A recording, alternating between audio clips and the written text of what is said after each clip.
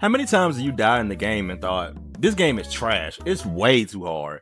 But here's the thing, is the game actually hard or do you just suck? See, difficulty has always been a hot debate in gaming, from get good culture in Dark Souls to story mode and casual friendly games. One thing for certain though is that there is no one-to-one comparison for it, and oftentimes a simple slider can't fix the overarching problem. What's going on with all you beautiful people, extraterrestrials, or whatever you want to identify yourself as? It's your boy Rob, yes, just Rob, and today I want to break down what actually makes a game feel hard, why difficulty is so subjective, and why developers struggle to get it right. If you enjoy video essays such as the vid you're watching now, then go ahead and sub to the channel and tap the bell icon so you never miss a vid from yours truly. With everything out of the way, strap yourselves in, hands and feet aside to ride at all times, and somebody cue my intro.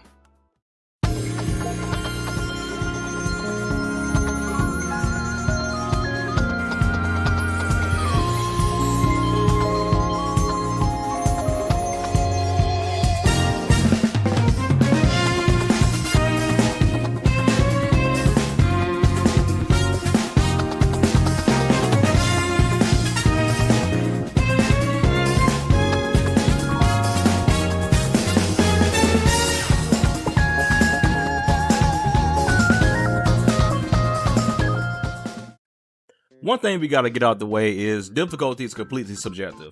What feels impossible to one person might be a casual warm-up for another. Someone new to gaming might find surviving the first night in a survival game such as Ark rather challenging, while vets will find it a breeze.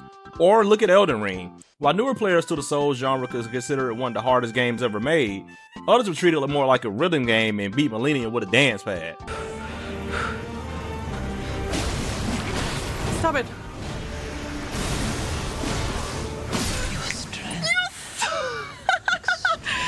Oh my god! No way! Oh my god!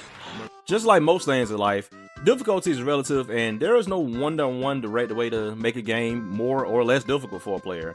Now, just because difficulty is subjective, that doesn't mean every type of challenge is fair. Some games fake it, and the biggest offender? Bullet sponges. Now let's talk about artificial difficulty. You know, the kind that doesn't actually make you better, but it just wastes your time. Enter the bullet sponge. Enemies that don't hit harder, don't get smarter, they just take an absurd amount of damage before dying. You're not strategizing or even learning new patterns against that enemy, you're just pumping damage into them and they refuse to go down. You usually find these enemy types in MMOs, but one of the more noticeable examples that comes to memory for me is Lucifer from Atlas's SMT Nocturne game. This boss has a whopping 65,000 HP. While he is a challenge, the real issue is that insane health pool, and he has the ability to heal himself because why not?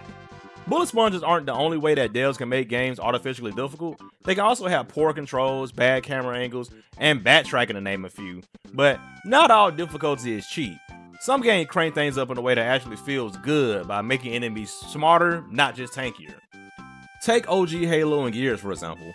On higher difficulties, enemies don't just soak up damage, they flank you, they dodge grenades, and push more aggressively towards you. Resident Evil 4 Remake even secretly adjusted the enemy encounters based on how the player is playing. If you're struggling, fewer enemies begin to swarm towards you, and it's the opposite if you've been dominating. Baldur's Gate 3 also scales in difficulty the higher you climb in its settings by having enemies benefit from increased health, advanced tactics, better weapons, items, and spells, and new special attacks, and even in some cases you have a permadeath after a full party wipe. These games are great examples of how smarter AI can equal a better difficulty system. But here's the thing, most games don't design smarter AI. They hand you a setting option that provides you a menu of difficulty sliders ranging from easy or too hard or some sort of a possible rating, and think that that can fix the problem. Sounds simple, right? Well, not quite exactly. Back to my previous talking point, difficulty is a bit tricky to nail down and there's no immediate way to fix it. One may think, well, let's just up the difficulty, or if it's too challenging, we can lower it. But I want to present you all with a question.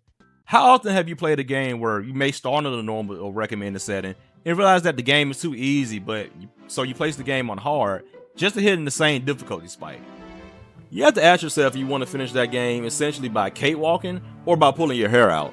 It's like playing basketball with your little brother, and you may be able to beat him with ease while he's young, but as they continue to grow taller and stronger, you start to realize that they're not as easy as they once were. Most games give you those classic options for difficulty, but those words don't mean the same thing to every player. Take Doom for example. Higher difficulty doesn't mean that the enemies are buffed up, it's actually the opposite. The game will throw a board at you in order to force you to master its mechanic. Then there's Elden Ring, where there is no difficulty setting at all, and the game forces you to recognize enemies' patterns and come into every encounter with a strategy. There's a lot saying for Soulsborne games where they are as difficult as you make it. If you're struggling, maybe you need to do a bit more grinding, come in with a new strategy, or potentially use a summon. Difficulty settings aren't about pride, they're about giving players the experience that they want. But even when the settings are right, there's another factor that make games feel harder than they are, and that's good old psychology. Sometimes it's not the game stats that make it seem hard, it's how the game feels. Think about how a platformer like Mario or any Metroidvania type game, how many blind jumps do you often have to make where either an enemy or an object results in you dying, it's right at the end of that jump, and it's forcing you to restart your run.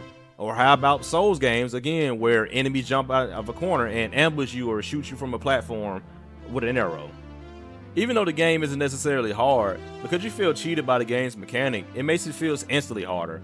This is apparent in one of the last year's most overhyped game in Black Myth Wukong, where I oftentimes was fighting the camera angles more than the boss themselves.